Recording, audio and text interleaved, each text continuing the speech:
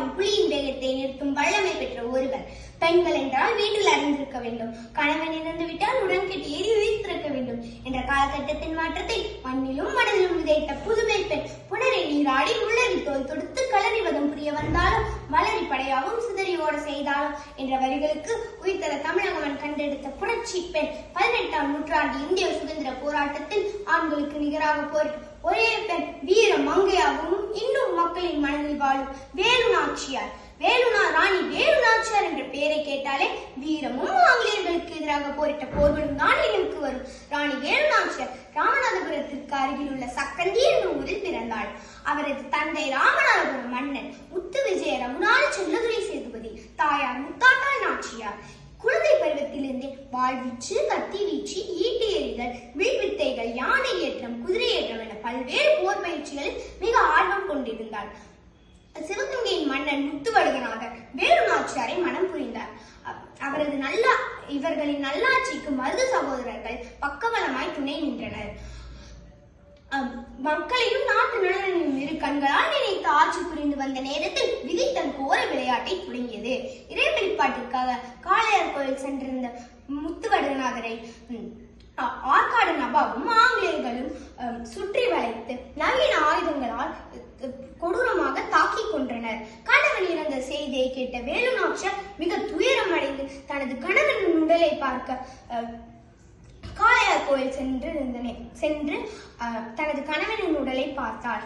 அவரது மனம் சுக்குநூறாக உடைந்தது. தனது கணவனை கொன்றவனை பழிவாங்கியே தீர வேண்டும் என்று சபதம் எடுத்தார்.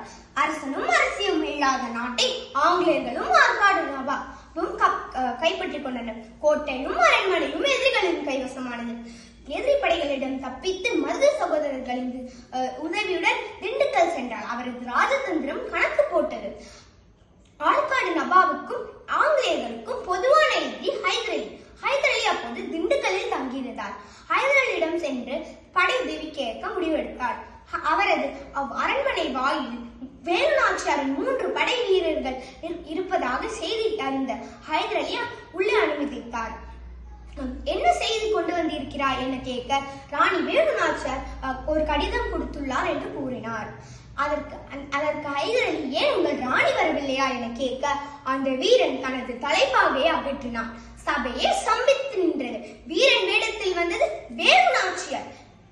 தனது கோபத்தையும் தனது வேதனைகளையும் மிக சரளமாக உருது மொழியில் கூறினார். ஹைதர் அலி அவரது தைரியத்தையும் யுக்தியையும் புத்தி கூர்மையையும் வீரத்தையும் ஆங்கிலேயர்களின் மீது கொண்ட கோபத்தையும் கண்ட ஹைதர் அலி படை உதவி செய்ய ஒப்புக்கொண்டார். அவரது படையை 3ஆக பிரித்தார். காளையார் கோவில் பிரிவுக்கு மருது சகோதரர்களின் தலைமையிலும், திருப்பத்தூர் பிரிவுக்கு நள்ளியம்பலம் என்றவரின் தலைமையிலும், சிவகங்கை பிரிவுக்கு தனது தலைமையிலும் படையை திரட்டினாள். அரண்மனையில் விஜயதசமி விழா மிக சிறப்பாக நடைபெறும். பெண்களின் கூட்டத்தோடு கூட்டமாக வேலு நாச்சியார் தனது பெண் படை வீரர்களும் உள்ளே ஆடைக்குள் ஆயுதங்களை மறைத்து உள்ளே சென்று திடீரென தாக்குதல் ஏற்படுத்தினார். வேலு நாச்சியாரின் பெண் படையில் குயிலி என்ற பெண் இருந்தார். அவரது உடம்பில் தீ வைத்து வெள்ளையர்களின் ஆயுத கிழங்கை அழித்தாள். தனது கணவனை கொன்ற ஜோசப் ஸ்மித்தையும் தளபதி போஞ்சோரையும் தோற்கடித்தாள். ஆங்கிலேயர்களின் கொடி கீழிறக்கி தனது கொடி மீண்டும் மேலே ஏற்றி அந்நாட்டு பட்டத்து இளவரசியாக சிறந்து விளங்கினார்.